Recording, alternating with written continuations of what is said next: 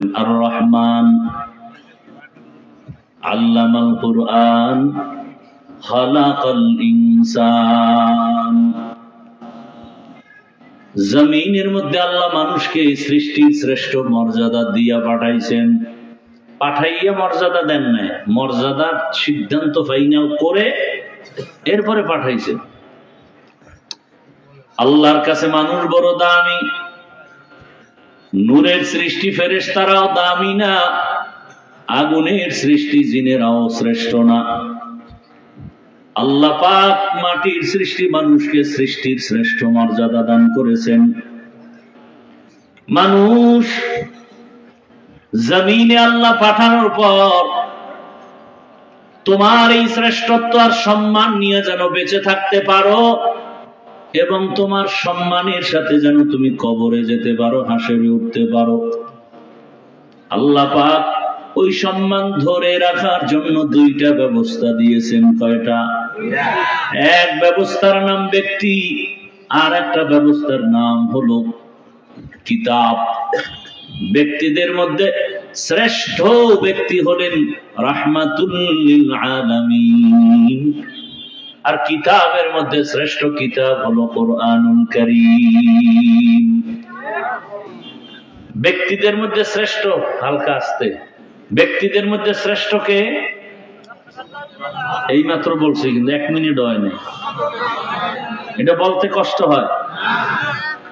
ব্যক্তিদের ভেতরে শ্রেষ্ঠ রাহমাতুল লিল, কিতাবের মধ্যে শ্রেষ্ঠ হলো কি? কোরআনুল কারীম। রহমতের নবী হলেন শ্রেষ্ঠ ব্যক্তি। কেমন শ্রেষ্ঠ? কিয়ামত পর্যন্ত আর কোন ব্যক্তির প্রয়োজন হবে না।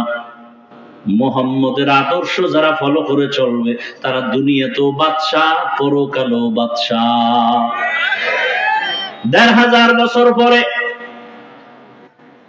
আজ এই ময়দান সাক্ষী। দীর্ঘ সময় সেই জহুর থেকে মানুষ এখানে হাজির, আসর থেকে হাজির, উলামায়ে কেরাম বয়ান করতেছেন। একটু নাস্তার আয়োজন নাই, আসা যাওয়ার গাড়ি ভাড়াও দেওয়ার কোনো চিন্তা নাই, বসার কোনো বিছানাও ভালো নাই, এরপরও আপনারা চুপ করে বসে আছেন।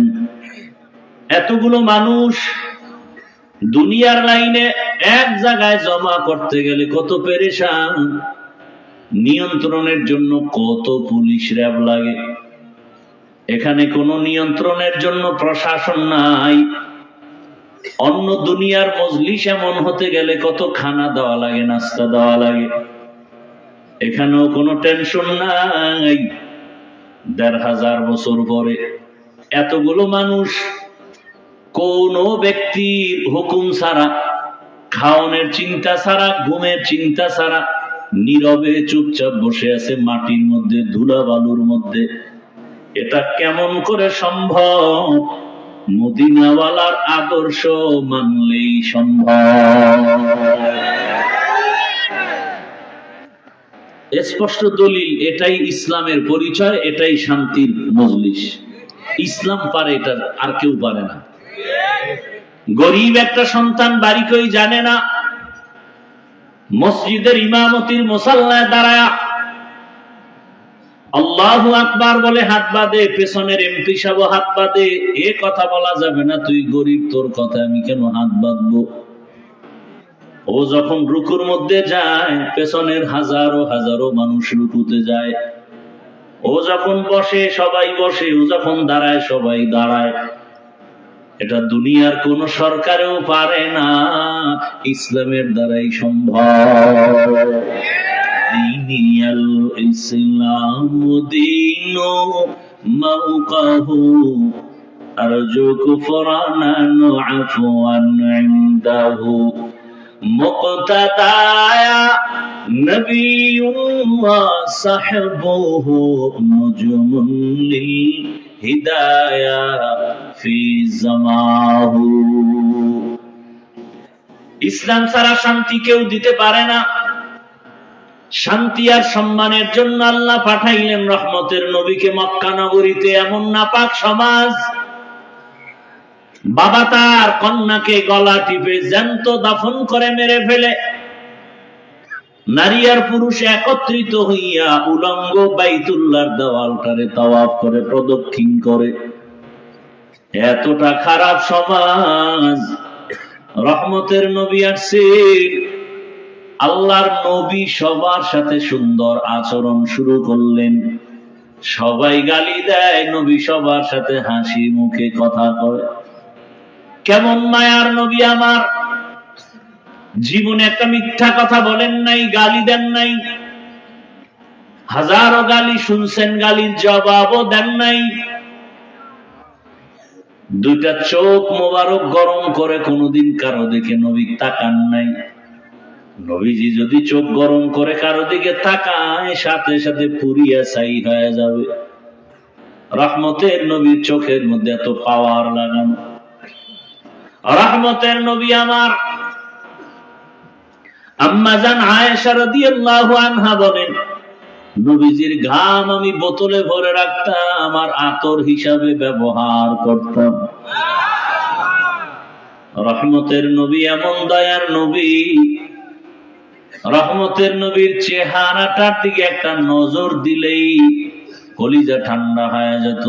7 দিনওয়ালা না খাওয়া ব্যক্তির ক্ষুধা মিটে যেত। এমন মায়ার নবী আমার।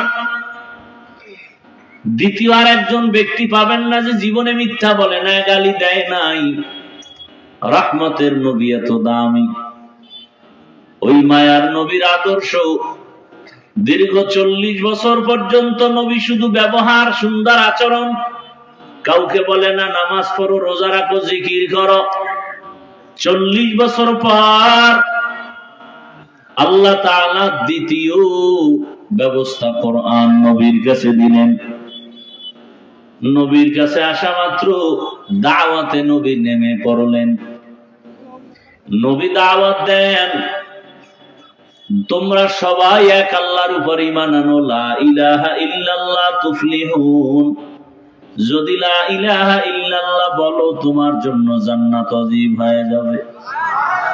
মান ক্বালা লা ইলাহা ইল্লাল্লাহ ফাদাখালাল জান্নাহ। ও আবু হুরায়রা ঘোষণা দিতে বলো, যে বলবে লা ইলাহা ইল্লাল্লাহ সে জান্নাতি হয়ে যাবে। ভাইরা আমার, রহমতের নবী দাওয়াত দিতেছেন, এখন নামাজ, এক আল্লাহর ইবাদত। এতদিন নবী দাওয়াত দেন নাই, কোন দুশমন নাই, এখন দাওয়াত শুরু হয়ে গেল, দুশমনিও শুরু হয়ে গেল। রহমতের নবী দাওয়াত দিতেছেন, সব আপন লোকেরা বাঁকা হয়ে গেল।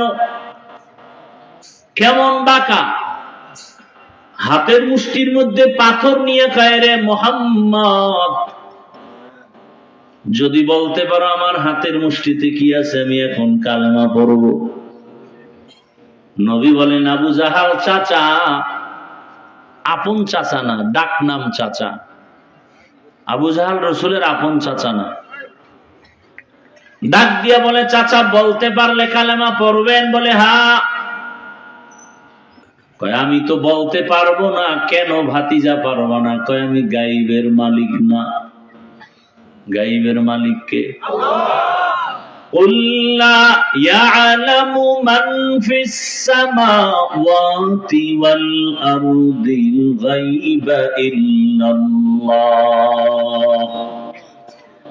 হে রাসূল, জানায় দেন, আসমানের বাসিন্দারা কেউ গায়ব জানে না, জমিনের বাসিন্দারা কেউ গায়ব জানে না। কে জানেন? ইল্লাল্লাহ, একমাত্র কে? কেউ জানে না, কেউ জানে না। ইল্লাহ, জানে আল্লাহ। আল্লাহ পাক তার কুদরতি ক্ষমতায় যেইভাবে গায়েব জানেন, এই ক্ষমতায় দুনিয়ার কেউ গায়েব জানে না। কেউ যদি ধারণা করে আল্লাহ ছাড়া আরো কেউ গায়েব জানে, ধারণা করার নাম শিরক। যারা ধারণা করবে তাদের নাম মুশরিক। আমান ইউশরিক বিল্লাহ ফাকাদ হারামাল্লাহু আলাইহিল জান্নাহ। যারা শিরিকের গুনাহ করবে তাদের জন্য জান্নাত হারাম। নবী বলেন আমি বলতে পারি না, তবে একটা ইশারা দেয়, এই চাচা আবু জাহালের হাতে কি আছে একটা আওয়াজ দে তোরা। সাথে সাথে পাথরগুলো কালেমা পড়া শুরু করলো। আবু জাহাল পাথরগুলো মাটির মধ্যে ফেলে বলে, ভাতিজা তুমি জাদুকর, আমি আগে জানতাম না। কপাল বড় খারাপ। রহমতের নবী এক আল্লাহর ইবাদতের বয়ান করেন, তাওহীদ, এক আল্লাহকে মানো। আলা লাহুল খালক ওয়াল আমর, সৃষ্টি যার, হুকুম চলবে তার। আল্লাহ ছাড়া কারো আইন চলবে না, কারো বিধান মানা যাবে না, কারো হুকুম মানা যাবে না। আসমানের মালিক কয় আল্লাহ? বলেন। জমিনের মালিক কয় আল্লাহ? তাহলে আইন চলবে দুই আল্লাহর। কয় আল্লাহর? এক আল্লাহর আইন চলবে। রিজিক দেয় কয় আল্লাহ? এক আল্লাহর খানা খাইয়া এক আল্লাহরে সেজদা দিবা, বটগাছে কেন, মাজারে কেন, কবরে কেন? সম্মান দেয়ার মালিক কয় আল্লাহ? ওই এক আল্লাহ যদি সম্মান দেয়, সে আল্লাহকেই তো তুমি সম্মান দিবা। ওই এক আল্লাহ যদি তোমার খানা দেয়, খাইয়া লইয়া শক্তিটা সে এক আল্লাহর পক্ষে ব্যয় করবা। আল্লাহর দেওয়া খাইয়া কুফরি মতবাদের পেছনে কেন শক্তি ব্যয় করো? গণতন্ত্র রক্ষায় জীবন আমরা দিয়ে দিব। গণতন্ত্র আবিষ্কার করেছে আব্রাহাম লিঙ্কন। কে? কুফরি মতবাদ বলে, ওদের মতবাদ কি বলে? সব ক্ষমতার মালিক জনগণ। আপনার ঈমান কি বলে? সব ক্ষমতার মালিক কে? বলেন। ইনিল হুকমু ইল্লা লিল্লাহ, ইন্নাল্লাহা আলা কুল্লি শাইইন কাদির। সব ক্ষমতার মালিক একমাত্র আমার আল্লাহ। জনগণ যদি সব ক্ষমতার মালিক হও, বলো করোনার সময় মাথা হাঁটুর তলে দিলা কেন? কয়েকদিন আগে ভূমিকম্প হলো, ফিরাইলা না কেন? এটা কোন থানা? সিগন্যালে হইরা গেছো কিন্তু। সাবধান। মিডিয়া যেভাবে আতঙ্ক ছড়ায় দিতেছে, সাবধান। পুরা জমিনটারে যদি একটা বাড়ি দেয়, দুনিয়াটা ধ্বংস হতে 1 সেকেন্ড লাগবে না। তুমি বিল্ডিং থেকে দৌড়ে যাবা কই? যদি মাটি ধসে যায়, তোমার উপায় কি? মাটি ফাঁক হয়ে যাবে, তুমি ভিতরে যাবা, ধরবালারও টাইম নেই। কাদের কুদরত দারি বরকামাল, আনতা রব্বি আনতা হাসবি যুল জালাল, তুহি কাদের জলিলুল্লাহ জাহাদার, বহর হালে তুহি মেরা নিগাহদার। রহমতের নবী দাওয়াত দিতে দিতে হঠাৎ করে একদিন বললেন, রহমানের ইবাদত করো। কাফের মুশরিকরা নবীকে আটকাবার জন্য ফাও প্রশ্ন করত, লাগে না তারপরও করত। সুযোগ পেয়ে গেছে মুশরিকরা, কায়রে আব্দুল্লাহর সন্তান, এতদিন বলছো এক আল্লাহরে ডাকবো, ইবাদত করবো, এখন আবার রহমানের ইবাদতের কথা বলো। বলো তো আবার রহমান কি আরেকজন? মানির রহমান। এতদিন আল্লাহ বললো, এখন আবার রহমানের কথা বলো। রহমানকে বলো। তোমার আল্লাহ কি দুইজন কয় না? একজন তো রহমানকে। অপেক্ষা কর, আমার আল্লাহ রহমানের পরিচয় দিয়া আয়াত নাজিল করে নবীকে বলে, নবী ওদের শোনায় দেন আমি রহমানকে। আর রহমান আল্লামাল কুরআন খালাকাল ইনসান। রহমান হলেন তিনি, কোরআন শিখাইলেন যিনি, মানুষ সৃষ্টি করলেন যিনি। রহমান হলেন তিনি যিনি আগে কোরআন শিখাইছেন, তারপরে মানুষ সৃষ্টি করেছেন। প্রশ্ন বড় জটিল। আমরা তো সৃষ্টি হয়েছি আগে, তারপরে কোরআন শিখলাম। আর আল্লাহ কয় না, আমি আগে কোরআন শিখাইছি, পরে মানুষ সৃষ্টি করেছি। বাস্তবতা পুরোটা উল্টা। ও মালিক, উল্টা বললেন কেন? মুফাসসিরিনে কেরাম বলেন, আমার মালিকের কথা উল্টা না, আমাদের বুঝের মেমোরির জিবি বড় দুর্বল। আমাদের মেমোরি দুর্বল। সবার ভেতরে মেমোরি আছে না নাই?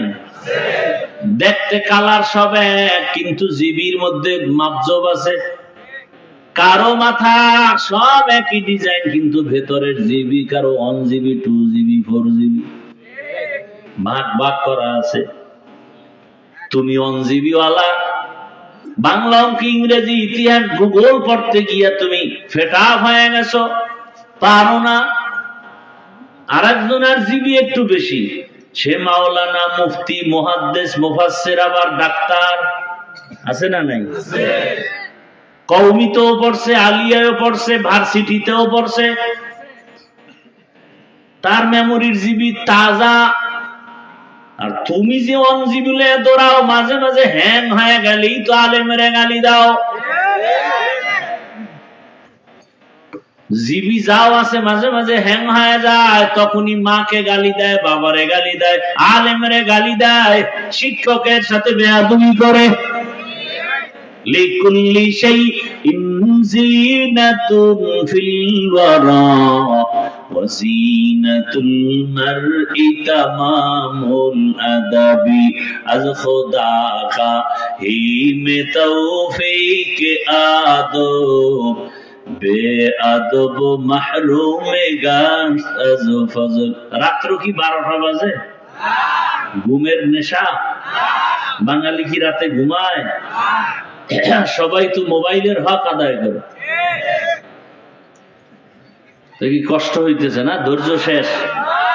হ্যাঁ, আমি ওই চালান চালাই না যে আমার চালানোর ক্ষেত্রে সজাগ থাকবে না। ঘুমান্ত মানুষ নিয়ে আমি গাড়ি চালাতে পারি না। আমি সচেতন মানুষকে কথা বলতে পারি। যে শুনতে চায় না তাকে আমার জোর করে শোনানোর দরকার কি? দোয়া করে চলে যাব। আপনার কাছে আমিও ঠেকা না, আর দিনের স্বার্থে ঠেকা, এই জন্যই তো কষ্ট করতেছি। কিন্তু আপনি যদি অবমূল্যায়ন করেন, এই কিছু লোক করতেছে, এটি কি বিড়ি টানতে যায়? বিড়ির নেশায় ধরছে। হ্যাঁ, কপাল বেশি সুবিধা না? নিজের কপালও পুরে, অন্যের কপালও পুরার অপচেষ্টা চালায়। এই যাদের উঠার ব্যারাম, আপনারা মাঠের প্যান্ডেলের ভিতরে আপনারা থাকেন কেন? আপনারা ওই দূরে আপনাদের জন্য মাইক লাগানো হয়েছে, এই যে পাওয়ারলেস যেটি, এটির জন্য মাইক লাগানো হয়েছে না কমিটি? হ্যাঁ, ও সিফা গল্লিতে বিড়ি টানবা আর বয়ান শুনবা। প্যান্ডেলের মধ্যে ঢুকে ডিস্টার্ব কেন? কত আলেম ওলামা বসা, এদেরকে ডেঙ্গিয়ে বের হন, ভয় লাগে না? কেন ক্ষতি করেন আমাদের? বলেন তো, আপনি কি ক্ষতির জন্য জন্ম নিছেন? জীবনটা খালি অন্যের ক্ষতিই করবেন।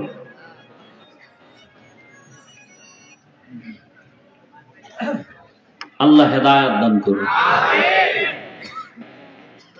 কপালে হেদায়েত না থাকলে কি করার? হেদায়েতের মালিক কে? কোন বান্দা? মান ইয়াহদিল্লাহু ফাহুয়াল মুহতাদ ওয়া মান ইউদ্লিল ফালান তাজিদা লাহু ওয়ালিয়্যাম মুরশিদা। আল্লাহ তাআলা বলেন, হেদায়েত যাকে দিব সে পেয়ে যাবে, যার কপাল খারাপ ও পাবে দূরের কথা, হেদায়েত পাওয়ার মুর্শিদও পাবে।